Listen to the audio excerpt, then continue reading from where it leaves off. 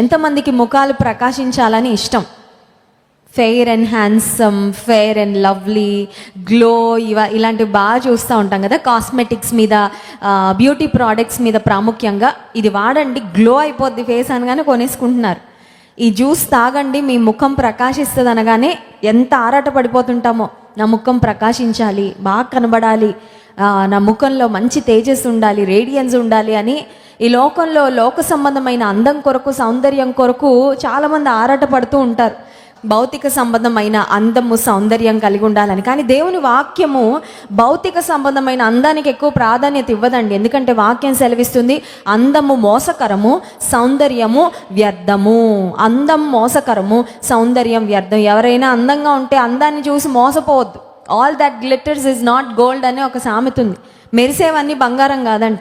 మెరిసేవన్నీ చాలాసార్లు లోక సంబంధమైన వ్యక్తులు భౌతికపరమైన అందానికి, సౌందర్యానికి, భౌతికపరమైన వస్తువులకు విలువిస్తాడు. కానీ దేవుని వాక్యంలో అంతరంగ సౌందర్యానికి ప్రాధాన్యత ఉంది. హల్లెలూయా.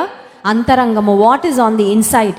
ఈ ఉదయకాల సమయంలో నా అంశం ఏంటంటే జ్ఞానము. దేవుని వాక్యంలో జ్ఞానాన్ని గురించి చాలా మాటలు ఉన్నాయండి. జ్ఞానం, విజ్డమ్. జ్ఞానం ఎవరికైతే ఉంటుందో ఆ జ్ఞానము వలన మనుషుల యొక్క ముఖాలు ప్రకాశిస్తాయి, వారి ముఖానికి తేజస్సు వస్తుంది, దాని వలన వారి మోటుతనము మార్చబడును. లాస్ట్ వీక్ నా జ్ఞాపకం ఉంది, మనం ఒక కుటుంబాన్ని గురించి ధ్యానం చేశాం కదండి. ఆ కుటుంబ యజమానుడి పేరేంటండి? నాబాలు, అబిగయిలు. అబిగయిలేమో దైవికమైన సౌందర్యము, దైవికమైన జ్ఞానము, అణకువ, విధేయత కలిగిన స్త్రీ అయితే నాబాలు మోటువాడు అనే మాట మనం చూసాము. అతని మోటుతనం అతనికే చేటు తీసుకొచ్చింది. జ్ఞానం లేకపోవడం చాలా చాలా ప్రమాదకరము. మాస్క్ లేకుండా ఎలా అయితే కోవిడ్ టైంలో మాస్క్ లేకపోతే మీ ప్రాణానికి మీరే బాధ్యులు, మీకు చాలా నష్టం అని ఎలా అయితే మనం సెల్ ఫోన్ ఒక నంబర్ నొక్కగానే అందరూ మాస్కులు ధరించండి నిన్న మొన్నటి దాకా అదే వచ్చేది మనకి మన ఫోన్స్లో. అలాగే జ్ఞానము లేకపోతే ఒక మనిషి తన జీవితంలో నష్టపోతాడు. జ్ఞానం లేకపోతే మన జీవితంలో మనకు చాలా చాలా ప్రమాదం. అందుకే సామెతల గ్రంథం 1వ అధ్యాయము 4వ వచనంలో దేవుని గ్రంథంలో ఎక్స్క్లూజివ్గా ఒక పుస్తకాన్ని దేవుడు పెట్టేశాడండి జ్ఞానం కొరకు. సామెతల గ్రంథము 1వ అధ్యాయము 4వ వచనం చూడండి.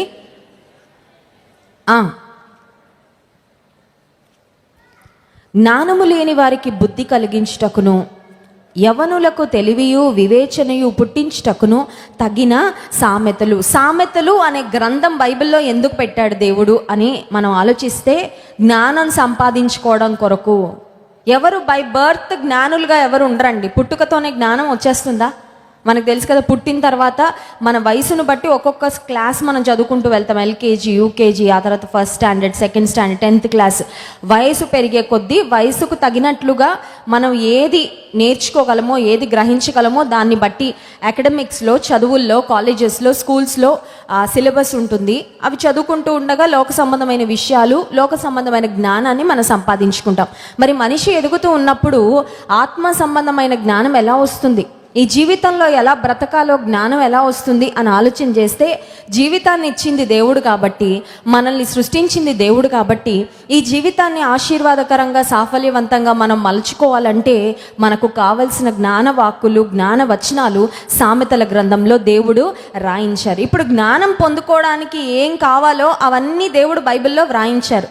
ఇప్పుడు చదవాల్సిన బాధ్యత ఎవరి మీద ఉంది?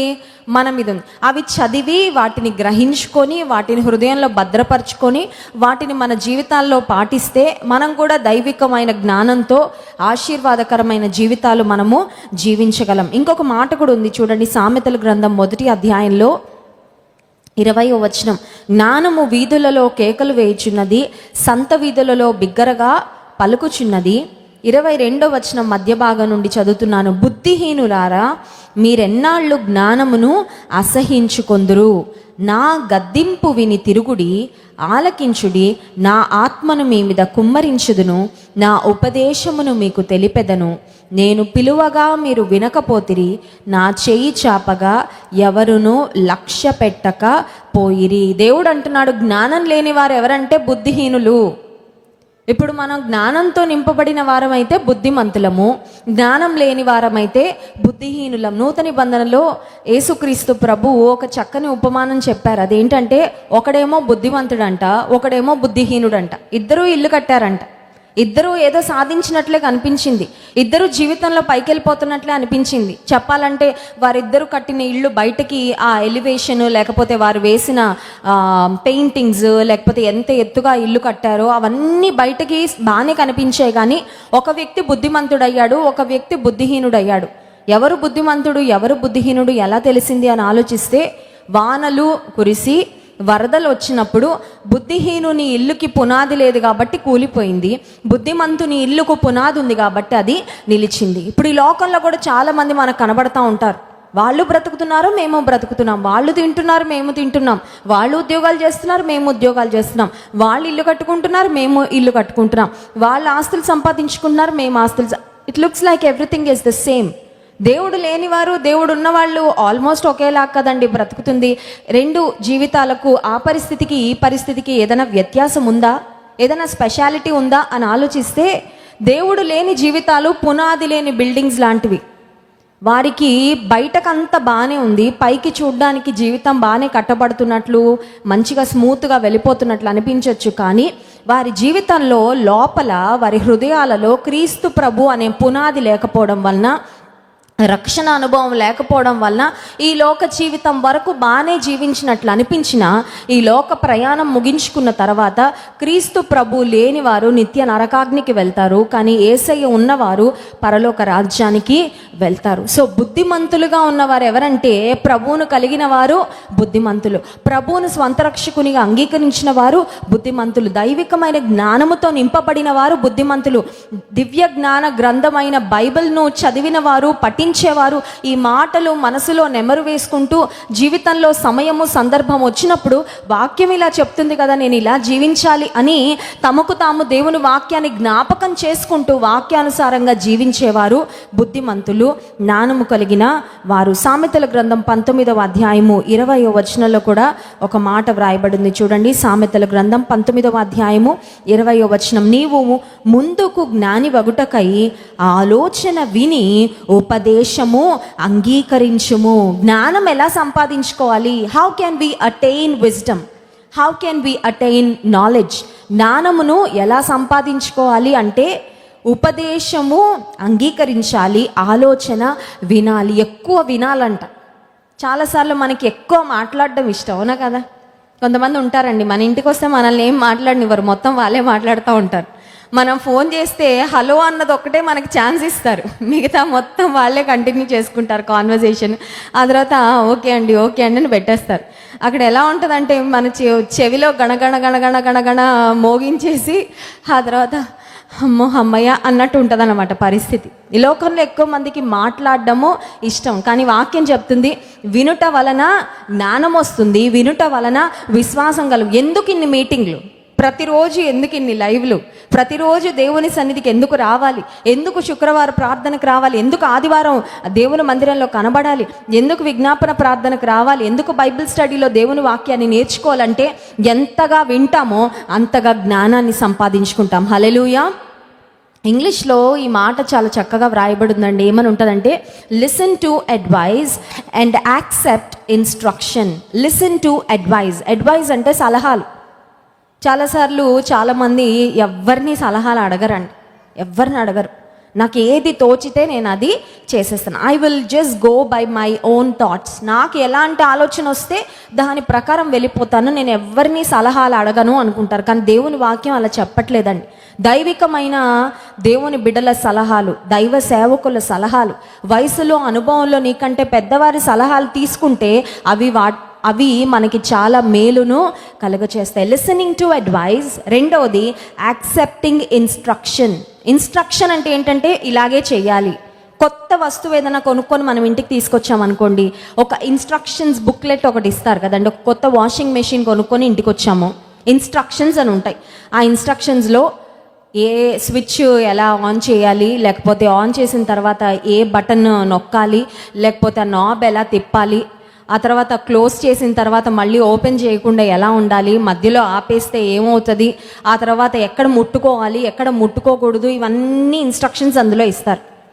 మంచి వాషింగ్ మెషిన్ కొనుక్కొని ఇంటికి తీసుకొచ్చి ఆ ఇన్స్ట్రక్షన్స్ బుక్లెట్ నాకెందుకండి, నాకు ఏది ఎలా ఆపరేట్ చేయాలో తెలుసు అని కనుక మనం ఇన్స్ట్రక్షన్స్ బుక్ పక్కన పడేస్తే ఆ వాషింగ్ మెషిన్ అతి త్వరలో పాడైపోద్ది. ఎందుకంటే మనకి దాన్ని వాడడము తెలియకపోతే. చాలామందికి ఇన్స్ట్రక్షన్స్ ఫాలో అవ్వడం ఇష్టం ఉండదు. ఒక మాటలో చెప్పాలంటే దేవుని గ్రంథం, God's word is full of instructions. చాలా ఇన్స్ట్రక్షన్స్ ఉన్నాయి. ఇన్స్ట్రక్షన్స్ అంటే ఇది చేయండి, ఇది చేయకూడదు, ఇలా ఉండండి, ఇలా ఉండకూడదు, ఇలా మాట్లాడండి, ఇలా మాట్లాడకూడదు, ఇలా చూడండి, ఇలా చూడకూడదు, ఇలా వెళ్ళండి, ఇలా వెళ్ళొద్దు, అన్ని విషయాలలో ఇన్స్ట్రక్షన్స్ ఉన్నాయి.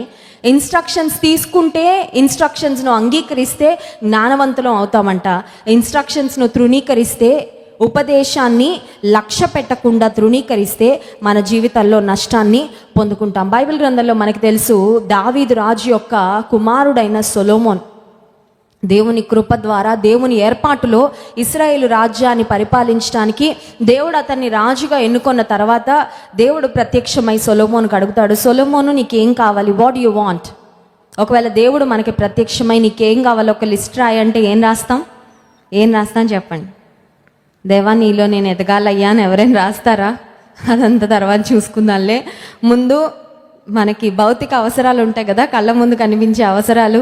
నాకు ఉద్యోగం రావాలి, లేకపోతే నాకు మ్యారేజ్ అవ్వాలి, లేకపోతే దేవుడు బిడ్డల్ని ఇవ్వాలి, ఈ అప్పులు ఉన్నాయి, ఈ అప్పుల నుండి విడుదల పొందాలి, ఈ బంగారు నెక్లెస్ కొనుక్కోవాలి, నేను ఎప్పటి నుంచో అనుకుంటున్నాను, ఇది కొనుక్కోవాలి. ఇలా ఒక పెద్ద లిస్టు మన దగ్గర ఉంటుందేమో. సొలొమోనుకు దేవుడు ప్రత్యక్షమైనప్పుడు 2వ దినవృత్తాంతముల గ్రంథము 1వ అధ్యాయం 7వ వచనంలో మనం గమనించినట్లయితే సొలొమోను దేవుని సన్నిధిలో చేస్తున్న ప్రార్థన, దేవుడు తనకిచ్చిన ఆఫర్ను ఎలా వినియోగించుకుంటున్నాడు చూడండి. 2వ దినవృత్తాంతముల గ్రంథంలో సొలొమోను దేవుని సన్నిధిలో కోరిన కోరిక, ఆ రాత్రి యందు దేవుడు సొలొమోనునకు ప్రత్యక్షమై, నేను నీకు ఏమి ఇయ్యగోరుదునో దాన్ని అడుగుమని సెలవీయగా, సొలొమోను దేవునితో ఇలాగు మనవి చేసెను, నీవు నా తండ్రి అయిన దావీదు ఎడల బహుగా కృప చూపి అతని స్థానమందు నన్ను రాజుగా నియమించి ఉన్నావు గనుక, దేవా యెహోవా, నీవు నా తండ్రి అయిన దావీదునకు చేసిన వాగ్దానమును స్థిరపరచుము. నేల ధూళి అంత విస్తారమైన జనముల మీద నీవు నన్ను రాజుగా నియమించి ఉన్నావు. ఈ నీ గొప్ప జనమునకు న్యాయము తీర్చే శక్తి గలవాడు ఎవడు? ఈ నీ గొప్ప జనమునకు నేను ఈ జనుల మధ్య ఉండి కార్యములను చక్కబెట్టునట్లు తగిన జ్ఞానము తెలివి నాకు దయచేయి. ఏమడుగుతున్నాడండి? జ్ఞానం ఇవ్వు, తెలివి ఇవ్వు. ఎందుకంటే ఇది చాలా చాలా ముఖ్యం. డబ్బులు ఉన్నా కూడా జ్ఞానం లేకపోతే వేస్ట్. ఒకవేళ జీవితంలో బలం ఉన్నా కూడా జ్ఞానం లేకపోతే వేస్ట్. సంసోనుకి ఏమైందండి? దేవుడు చాలా బలం ఇచ్చాడు. దేవుడు God gave him lot of might, కండబలం చాలా ఉంది. జ్ఞానం లేకుండా పోయింది. దేవునికి ఇష్టమైన పని చేశాడు, ఆశీర్వాదానికి బదులు శాపాన్ని కొని తెచ్చుకున్నాడు. చాలామంది ఈ లోక సంబంధమైన వ్యక్తులు నాకు ధనం ఉంటే చాలు, ధనం ఉంటే అన్నీ ఉన్నట్లే అని కోరుకుంటారు. కానీ ధనం ఉన్నంత మాత్రాన నీ జీవితంలో నీకు కావాల్సిన శాంతి, సమాధానము, నెమ్మది ఖచ్చితంగా రాదు. ఇన్ఫ్యాక్ట్ దేవుడు లేకుండా ధనము వచ్చినా ఆ ధనం వల్ల నష్టమే తప్ప ఆ ధనం వల్ల క్షేమం మాత్రం ఉండదు. సొలొమోను ధనాన్ని కోరుకోలేదు, లేకపోతే శత్రువుల మీద జయాన్ని కోరుకోలేదు. సొలొమోను అడుగుతున్నాడు, దేవా నాకు జ్ఞానం ఇవ్వు. దేవుడు చెప్పిన మాట చూడండి, 11వ వచనం. అందుకు దేవుడు సొలొమోనుతో ఇలాగు సెలవిచ్చెను, నీవు ఈ ప్రకారము యోచించుకొని ఐశ్వర్యమునైనను, సొమ్మునైనను, ఘనతైనను, నీ శత్రువుల ప్రాణమునైనను, దీర్ఘాయువునైనను అడుగక, నేను నిన్ను వారి మీద రాజుగా నియమించిన నా జనులకు న్యాయము తీర్చుటకు తగిన జ్ఞానమును, తెలివిని అడిగి ఉన్నావు. కాబట్టి జ్ఞానమును తెలివియు నీకు ఇయ్యబడును. నీకన్నా ముందుగా ఉన్న రాజులకైనను నీ తర్వాత వచ్చు రాజులకైనను కలుగని ఐశ్వర్యము, సొమ్ము, ఘనత నీకిచ్చేదనని చెప్పెను. సొలొమోను ప్రార్థనతో దేవుడు చాలా ఇంప్రెస్ అయిపోయాడండి.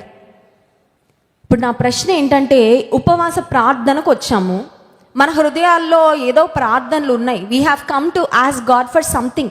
ఏదో అడగాలని వచ్చాం, ఏదో పొందుకోవాలని వచ్చాం, ఆశతో వచ్చాం, దేవుని మీద గురి పెట్టుకొని వచ్చాం. దేవుడు నాకు సహాయం చేస్తాడు, నా ప్రతి సమస్యకు దేవుడే పరిష్కారము అనే నిరీక్షణతో వచ్చాం. కానీ నా ప్రశ్న ఏంటంటే, మన ప్రార్థనలు దేవునికి అంగీకారయోగ్యంగా ఉన్నాయా లేదా? కొన్నిసార్లు దేవునికి ఇష్టం లేని ప్రార్థన చేస్తున్నప్పుడు మనకు తెలుస్తూ ఉంటుంది ఏమనంటే ఇది దేవుడికి ఇష్టము లేదు కానీ నేను అడుగుతున్నానని. దొంగతనానికి వెళ్ళేటప్పుడు ఇవాళ బాగా దొంగతనం చేయాలయ్యా అని ప్రార్థన చేసుకుంటే అది దేవునికి ఇష్టమైన ప్రార్థన అవుతుందా? సినిమా హాల్కి వెళ్తున్నప్పుడు అయ్యా నన్ను ఎవరు చూడకుండా చూడయ్యా కొంచెం కాపాడు అని ప్రార్థన చేస్తే అది దేవునికి ఇష్టమైన ప్రార్థన అవుతుందా? పలానా అమ్మాయిని నేను కలవడానికి పలానా పార్క్కి వెళ్తున్నాను, మా అమ్మ నాన్నకి తెలియకుండా, ఎవరికి తెలియకుండా, ఈ రహస్యమైన కార్యకలాపాలు స్నేహాలు ఎవరికి తెలియకుండా బట్టబయలు కాకుండా నన్ను కాపాడు ప్రభువా అని ప్రార్థన చేస్తే దేవుడు అంగీకరిస్తాడా, వింటాడా? పలానా వారిని మోసం చేయాలనుకుంటున్నాను ప్రభువా, కొంచెం బాగా వారు మోసగించబడి నాకు బాగా మేలు కలగాలి, సహాయం చేయి అంటే దేవుడు వింటాడా ప్రార్థన? పలానా ఎగ్జామ్కి ఏమీ చదువుకోలేదయ్యా, కాపీ పేపర్లు తీసుకెళ్తున్నా ప్రభువా, నన్ను ఎవరూ పట్టుకోకుండా ఆ పేపర్లో ఉన్నవన్నీ చక్కగా నేను ఎగ్జామ్లో ఎక్కించడానికి నాకు సహాయం చేయి తండ్రి అని ప్రార్థన చేసుకుంటే దేవుడు వింటాడా? ఇలాంటి ప్రార్థనలు ఖచ్చితంగా దేవుడు వినడు. Sometimes we know that we are praying prayers that are not acceptable to God, but yet we pray. దేవునికి ఇష్టం లేని ప్రార్థన అని తెలిసినా ప్రార్థన చేస్తుంటారు కొంతమంది. దేవునికి అంగీకారం కాదు అవి అని చాలా స్పష్టంగా తెలుస్తుంది, అయినా కూడా బ్రతిమలాడతారు. ఒక చిన్న పిల్లవాడు తల్లి దగ్గరకు వచ్చి అమ్మ నాకు కత్తివ్వు అని అడిగితే ఇస్తారండి? తల్లిదండ్రులు ఇస్తారా? ఒకవేళ నా కుమార్తె నా దగ్గరకు వచ్చి మమ్మీ నేను వెజిటబుల్స్ కట్ చేస్తాను నాకు నైఫ్ ఇవ్వంటే నేను ఇస్తానండి? ఏడ్చి గీబెట్టినా నేను ఇవ్వను, ఎందుకంటే నాకు తెలుసు ఒకవేళ ఆ కత్తి తనకి కోసుకుంటే చాలా చాలా ప్రమాదం. ఈ మధ్యకాలంలో అమెరికా దేశంలో షూటింగ్ జరిగింది, చాలా చాలా భయంకరమైన విషయం. టెక్సస్ అనే రాష్ట్రంలో ఒక అబ్బాయి ఎందుకో చిన్నప్పటి నుంచి ఏ స్కూల్కి వెళ్ళినా, ఏ స్కూల్లో జాయిన్ అయినా స్నేహితుల ద్వారా ఏదో ఒక రకమైన ఇబ్బంది పొందుకునేవాడంట. He was not accepted. Maybe bullies తనని ఇబ్బంది పెట్టేవాళ్ళేమో. కొంతమంది ఉంటారు కదండి స్కూల్లో, ఎవరు బలహీనలుగా ఉంటారో వాళ్ళని ఏడిపిస్తూ ఉంటారు. ఈ అబ్బాయి అలా కొన్ని బ్యాడ్ ఎక్స్పీరియన్సెస్ పొందుకున్నాడు. 18 సంవత్సరాల వయసు ఎప్పుడు వస్తుందా అని ఎదురు చూశాడంట. ఎందుకంటే 18 సంవత్సరాలు వస్తే గన్ను కొనుక్కోవడానికి లైసెన్స్ వచ్చినట్టు అనమాట అమెరికాలో. సరే 18 ఇయర్స్ వచ్చాయి, రాగానే వెళ్ళి ఒక గన్ను కొనుక్కున్నాడు. గన్ను కొనుక్కున్న నెక్స్ట్ మినిటే టెక్సస్లో ఒక స్కూల్ ఉంటే ఆ స్కూల్లోకి వెళ్ళిపోయి ఒక క్లాస్ రూమ్లోకి ప్రవేశించి 13 మంది పిల్లలను, ఒక టీచర్ను అక్కడికక్కడ కాల్చి చంపేశాడండి. 14 నిండు ప్రాణాలు ఒక అబ్బాయి చేతిలో ఉన్న గన్ను ద్వారా. ఆ తల్లిదండ్రులు తట్టుకోలేకపోతున్నారు. మా పిల్లలు ఏ పాపం చేశారు వాడి చేతిలో చనిపోవడానికి? వాడికి పశ్చాత్తాపం వచ్చిందో లేదో తెలియదు కానీ తల్లిదండ్రులు చాలా చాలా వేదన చెందుతున్నారు. నిండు జీవితాలు ఎన్ని కలలు కనుంటారో వాళ్ళ పిల్లల కొరకు. మా అమ్మాయి స్కూల్లో ఫస్ట్ ఉండేదండి, నవ్వుతూ ఇంటికి వచ్చేది, నవ్వుతూ అందరిని నవ్విస్తూ ఉండేది. వెరీ ఫుల్ ఆఫ్ ఎనర్జీ, చాలా ఆనందకరంగా ఉండే బిడ్డ ఈరోజు ఇలా భయంకరమైన స్థితిలో ఉంటే తట్టుకోలేకపోతున్నామని తల్లిదండ్రులు ఒక్కొక్కళ్ళు వాళ్ళ పిల్లల గురించి చెప్తూ ఏడుస్తుంటే గుండెలు తరుక్కుపోతున్నాయి. ఎందుకు ఈ మాట చెప్తున్నానంటే, ఈ లోక సంబంధంగా జ్ఞానం లేకపోతే, దేవునిలో లేకపోతే ఒక వ్యక్తి జీవితం ఎంత డిస్ట్రక్టివ్గా అన్నా తయారవ్వచ్చు. దేవుడు లేని జీవితాలు ఎంతైనా నాశనం అయిపోవచ్చు. దేవుడు లేని జీవితాలు వాళ్ళు నాశనం అవ్వడమే కాదు, చాలామందిని కూడా నాశనం చేసేస్తారు. వాడికి ఖచ్చితంగా జీవిత ఖైదీ వేస్తారు, జీవితం అంతా వాడు జైల్లో బ్రతకాల్సిందే. కానీ పోయిన ప్రాణాలు తిరిగి వస్తాయా? కుటుంబాల్లో కోల్పోయిన చిన్న బిడ్డలు మళ్ళీ తిరిగి వస్తారా? రారు.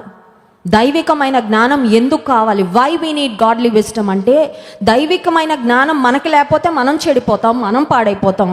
దైవికమైన జ్ఞానము లేని వ్యక్తులు కుటుంబాలకు, సమాజానికి కూడా హానికరంగా తయారవుతారు. సొలొమోను అందుకే చక్కని ప్రార్థన చేశాడు, ప్రభువా ఇంతమంది నీ ప్రజలను పరిపాలించడానికి నాకు గొప్ప ఆధిక్యత ఇచ్చావు, కానీ పరిపాలించడానికి I don't think I have enough wisdom. నా దగ్గర తగినంత జ్ఞానం ఉందని నేనైతే అనుకోవట్లేదయ్యా. నేను నీ ప్రజలను పరిపాలించడానికి నాకు జ్ఞానము దయచేయి. ప్రియమైన తల్లి, నువ్వు ఎప్పుడైనా ప్రార్థన చేసావా? ప్రభా నా బిడ్డల్ని ఎలా పెంచాలో నాకు తగిన జ్ఞానము దయచేయి. యవ్వన తమ్ముడు చెల్లెమ్మ ఎప్పుడైనా ప్రార్థన చేశారా? దేవా నా పరిశుద్ధతను, నా సాక్ష్యాన్ని నేను కాపాడుకోవడానికి నాకు తగిన జ్ఞానమును దయచేయి. ప్రార్థన చేశారా? బిజినెస్లో ఉన్నవాళ్ళు, ఉద్యోగాలు చేసేవారు, ఎంప్లాయీస్గా ఉన్నవారు, ప్రభా నా ఉద్యోగంలో నేను చక్కగా నా బాధ్యతలు నిర్వర్తించడానికి నాకు తగిన జ్ఞానము దయచేయి. నీ చిత్తానుసారమైన మార్గములలో నేను నడవడానికి నాకు తగిన జ్ఞానము దయచేయి. దేవుని సన్నిధికి వచ్చిన మనము కేవలము భౌతికపరమైన ఆశీర్వాదాలు పొందుకోవడం మాత్రమే కాదు, కానీ ఈ జ్ఞానం అనేది కంటికి కనబడుతుందండి.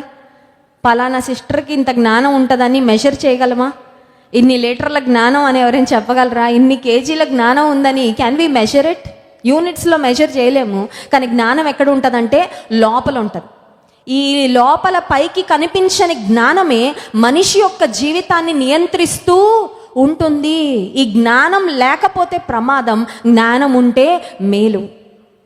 దేవుని యందు భయభక్తులు కలిగిన సైంటిస్టులు ఎంతమంది ప్రపంచానికి ఎన్ని ఇన్వెన్షన్స్ చేశారో, ఎన్ని ఇన్వెన్షన్స్, మెడికల్ ఇన్వెన్షన్స్ కానివ్వండి, టెక్నాలజికల్గా ఈరోజు ప్రపంచంలో మనం చూసిన ఒక ఫ్లైట్ తీసుకున్నా, ఒక ఎనస్థీషియా తీసుకున్నా, ఈ ప్రపంచంలో ఉన్న ముఖ్యమైన ఇన్వెన్షన్స్ అన్నీ కూడా దేవుని యందు భయభక్తులు కలిగిన దేవుని బిడ్డల ద్వారా కనుగొనబడ్డాయి. హల్లెలూయా. వాళ్ళు అనుకున్నారు, ప్రభా ఏదో మేము బ్రతికేసి మంచి డిగ్రీ సంపాదించేసుకొని మా జీవితాలు మా వరకు మేము మంచిగా బ్రతికేసాము అని, సక్సెస్ఫుల్గా జీవించేసామని కాదు, ప్రపంచానికి మేము ఏదో ఒకటి చెయ్యాలి, ప్రపంచానికి మేము ఏదో ఒకటి ఇవ్వాలి, మా జ్ఞానం ఇవ్వయ్యా, నీవిచ్చిన జ్ఞానంతో మేము we want to be a blessing to the world. ఒక ప్రశ్న అడుగుతాను, నీకు రోజులో చాలా సమయం, ఖాళీ సమయం దొరుకుతుందా లేదా? చాలామంది ఆ ఖాళీ సమయాన్ని వేస్ట్ చేసేస్తూ ఉంటారు. ఖాళీ సమయాన్ని ఎలా వాడుకోవాలో తెలియదు. దేవా నా జ్ఞానం ఇవ్వు ప్రభువా, నేను ఎలా వాడబడాలి, నేను ఎలా ఇతరులకు ఉపయోగకరంగా ఉండాలి, how can I contribute for building your Kingdom, నీ రాజ్యం కట్టబడడానికి నేను ఎలాగా వినియోగించబడాలి, నా జ్ఞానం ఇవ్వు ప్రభువా, నాకు సహాయం చేయని అడిగితే god will definitely show you ways. ఖచ్చితంగా దేవుడు నీకు మార్గాలు చూపిస్తాడు. జ్ఞానము కలిగి ఉండడం వలన ఎన్ని ఆశీర్వాదాలు. నిర్గమకాండంలో మనం గమనిస్తే మోషే భక్తుడు సీనాయి కొండపైకి వెళ్ళాడు. చూడండి, నిర్గమకాండం 34వ అధ్యాయము 35వ వచనం. Exodus chapter 34 verse 35. నిర్గమకాండము 34వ అధ్యాయము 35వ వచనం. మోషే ముఖ చర్మము ప్రకాశింపగా ఇశ్రాయేలీయులు మోషే ముఖమును చూచిరి. మోషే ఆయనతో మాట్లాడుటకు లోపలికి వెళ్ళు వరకు తన ముఖము మీద ముసుగు వేసుకొనెను. మోషే సీనాయి కొండపైకి వెళ్ళాడు. దేవుడు నేను అంతే, ఇంక నాకు ఎవరొద్దు, దేవునితో గడుపుతాను, దేవునితో మాట్లాడతాను. సీనాయి కొండ మామూలుగా ఉండదంటండి. సీనాయి కొండ ఇప్పటికీ ఇజ్రాయెల్ దేశంలో ఉంది. ఆ సీనాయి కొండ ఎక్కాలంటే చాలా కష్టం. ఆ సీనాయి కొండ ఎక్కడానికి ఒక వ్యక్తి తన లైఫ్ టైం మొత్తం డెడికేట్ చేసుకొని మెట్లు చెక్కుతూ ఇంక అక్కడే చనిపోయాడంట. ఒక వ్యక్తి ఈ సీనాయి కొండపైకి మోషే ఎక్కాడు ఆ కాలంలో. కానీ ఇప్పుడు ఎక్కడానికి మెట్లు లేకపోతే చాలా కష్టంగా ఉందని ఒక వ్యక్తి తన జీవితాన్ని డెడికేట్ చేసుకొని ఒక్కొక్క రోజు ఒక్కొక్క మెట్టు అలా చెక్కి తన లైఫ్ టైం అంతా దాని కొరకు డెడికేట్ చేశాడు. నేనైతే ఇజ్రాయెల్ దేశం వెళ్ళినప్పుడు సీనాయి కొండ ఎక్కలేదు, కానీ జాన్ వెస్లీ గారు ఒక 2-3 సార్లు ఎక్కారు. సీనాయి కొండ ఒక లెవెల్ వరకు మెట్లు ఎక్కచ్చు, ఆ తర్వాత ఒంటెల మీద వెళ్ళాలంటండి ప్రయాణం. ఆ ఒంటెలు తీసుకువెళ్ళేటప్పుడు ఇటు ప్రక్కన లోయ ఉంటుందంట. ఆ లోయలో పడితే ఇంకా అవుట్ అనమాట. ఇంకా లోయలో పడితే మళ్ళీ మనిషి ప్రాణం మిగలదు. అలాగా ఒంటె తీసుకెళ్తుందంట. అయితే జాన్ వెస్లీ గారు, వేరే బ్రదర్స్ వాళ్ళందరూ ఒంటెల మీద ఎక్కితే ఈ ఒంటె పైకి ఎక్కుతున్నప్పుడు మధ్యలో లోయలోకి చూస్తూ ఉండేదంట, అంటే లోయ ఎలా ఉందని. అప్పుడు మనకి ఎలా ఉంటుందండి టెన్షన్. సడన్గా ఇది అలా చూసి అటు పడిందనుకో మన పని అయిపోయినట్లు. అలా ఒంటెల మీద రాత్రంతా ప్రయాణం, భయంకరమైన చలి. కానీ మోషే దేవుని ఉన్నతమైన స్థలంలో కలుసుకున్నాడు. హల్లెలూయా. ఆ కొండ ఎక్కడానికి అంత ఈజీ కాదండి. చాలాసార్లు అనుకుంటాం దేవునిలో ఎదగాలి. ఎస్, నువ్వు ఎదగాలంటే కూడా నువ్వు అధిగమించాల్సిన పరిస్థితులు, సమస్యలు చాలా ఉంటాయి. It's not going to be easy. ఈ లోకంలో గొప్ప విషయాలు సాధించిన వాళ్ళు ఎవరు అంత సామాన్యంగా సాధించలేదు. నువ్వు దేవునిలో ఎదుగుతున్నావా, నీకు ఖచ్చితంగా వస్తాయి సమస్యలు, నీకు ఖచ్చితంగా వస్తాయి శోధనలు, నీకు ఖచ్చితంగా వస్తాయి నిన్ను వెనక్కి లాగే పరిస్థితులు. నువ్వు ఆ పరిస్థితి రాగానే ఒకటే గ్రహించుకోవాలి, ఇది అపవాది నాకు పంపిస్తున్న శోధన, నేను ఈ శోధనలో మాత్రం పడను, దేవుడు నాకు తోడున్నాడు, నేను అధిగమించి ముందుకే వెళ్తాను. మోషే ఆ సీనాయి కొండపైకి ఎక్కి పైకి వెళ్ళాడు.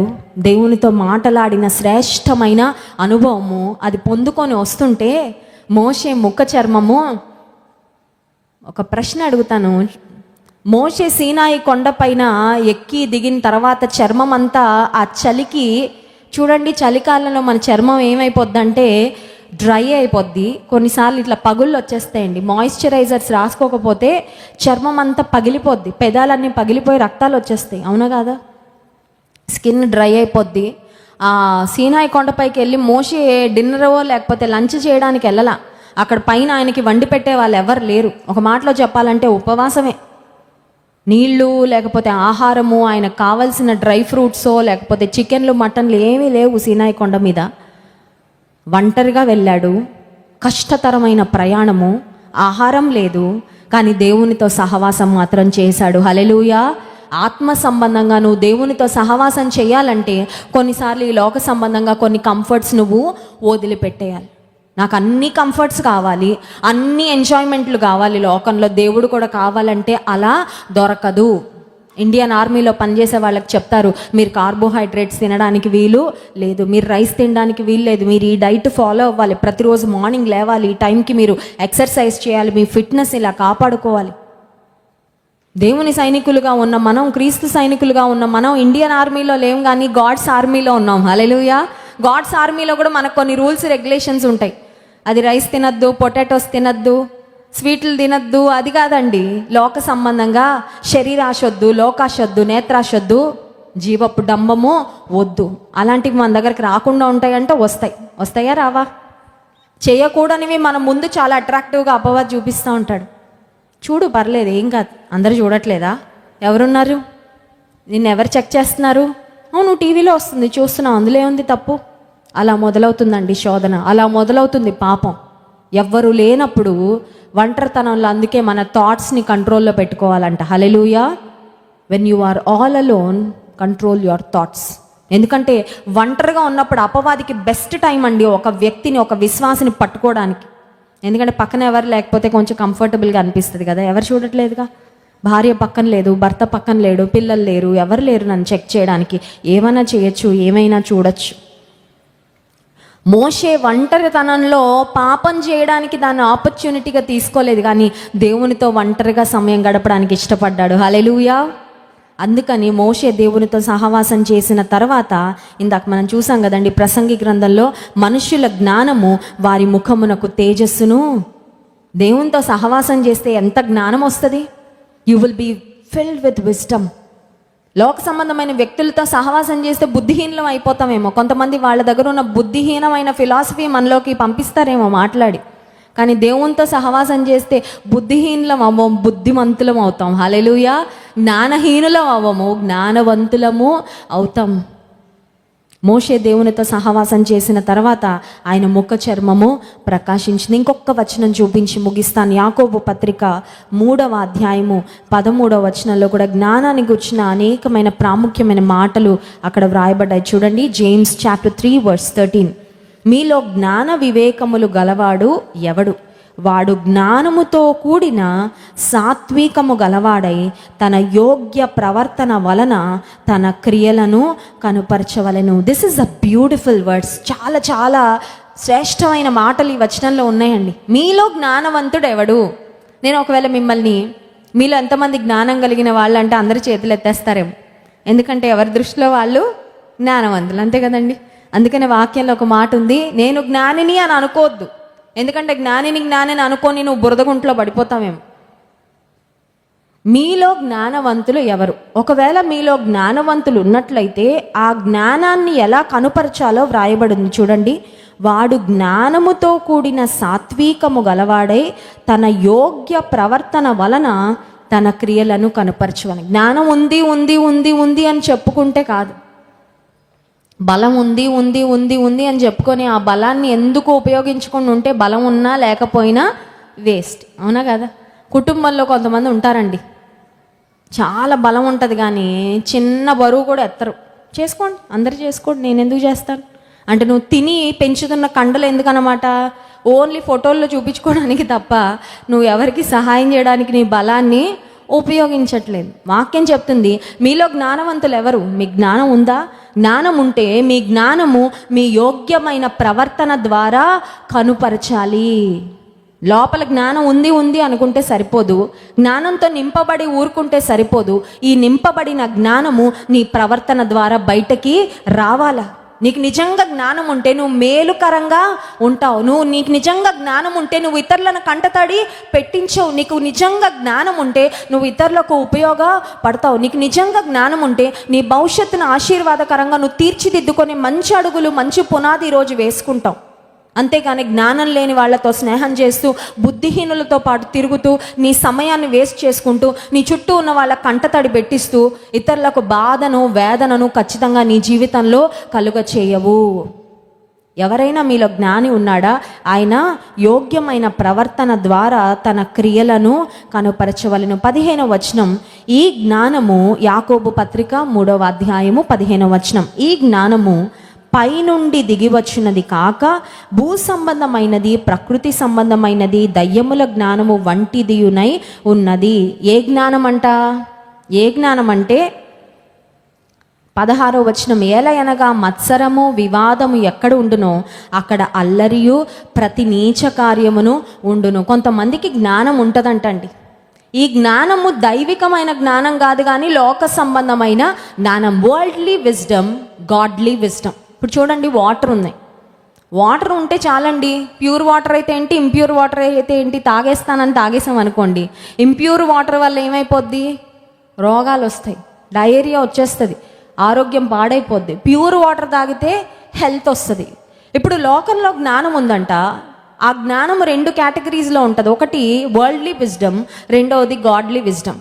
ఇంప్యూర్ వాటర్ ప్యూర్ వాటర్ లాగా వరల్డ్లీ విజ్డమ్, గాడ్లీ విజ్డమ్. మురికి నీరు, మంచినీరు లాగా లోక సంబంధమైన జ్ఞానము, దైవికమైన జ్ఞానం. ఏదోటి జ్ఞానమే కదండి, సంపాదించుకుంటే అయిపోద్ది అనుకొని లోక సంబంధమైన విషయాల గురించి అన్నీ నువ్వు తెలుసుకుంటే అల్టిమేట్గా వచ్చే క్రియలు ఎలా ఉంటాయంటే మత్సరము, వివాదము, అల్లరి, నీచ కార్యాలు. ఇందాక నేను చెప్పాను కదండి, కొంతమంది మేము జ్ఞానులము అనుకుంటారంట, కానీ ఆ జ్ఞానముతో నింపబడిన అవుట్కమ్ ఏంటి, దానివల్ల వచ్చే బయటకు వస్తున్న క్రియలు ఏంటంటే మత్సరం అంటే అసూయ, రెండవది వివాదము అంటే కాన్ఫ్లిక్ట్స్. వాళ్ళకున్న జ్ఞానం ఇతరులతో గొడవ పడడానికి ఉపయోగిస్తున్నారు తప్ప సమాధానం కొరకు ఉపయోగించుకోలేకపోతున్నారంట. మూడవదిగా అల్లరి, నాలుగవది నీచ కార్యాలు. అటువంటి జ్ఞానం వద్దండి మనకి. అల్లరి చేయడానికి ఉపయోగపడే జ్ఞానము, నీచ కార్యాలు చేయడానికి ఉపయోగపడే జ్ఞానము, ఇతరులపై కుళ్ళుతో మత్సరముతో నిండే జ్ఞానము, ఆ తర్వాత వివాదాలు సృష్టించే, వివాదాలలో ఇరుక్కునే జ్ఞానము వద్దు, ఎందుకంటే అది దయ్యాల జ్ఞానం. కానీ ఇంకో జ్ఞానం ఉంది. ఆ జ్ఞానాన్ని గురించి 17వ వచనంలో వ్రాయబడి ఉంది చూడండి. అయితే పైనుండి వచ్చు జ్ఞానము మొట్టమొదట పవిత్రమైనది, తరువాత సమాధానకరమైనది, మృదువైనది, సులభముగా లోబడునది, కనికరముతో మంచి ఫలముతో నిండుకొనినది, పక్షపాతము అయినను వేషధారణైనను లేనిదియునై ఉన్నది. హల్లెలూయా! ఎంత మంచి జ్ఞానం ఇది! ఇది దేవుడిచ్చే జ్ఞానం. హల్లెలూయా! ఈ జ్ఞానంతో నింపబడతా ఉంటే నీ లోపల సమాధానం వస్తూ ఉంటుంది. You will not feel that raging war inside you. నీ లోపల ఎవరితోనో గొడవ పడిపోవాలి, ఏదో అల్లరి చేసేయాలి, ఇబ్బందికరమైన వాతావరణంలోకి వెళ్ళాలి, వాతావరణాన్ని సృష్టించాలనే ఫీలింగ్స్ నీకు రావంట.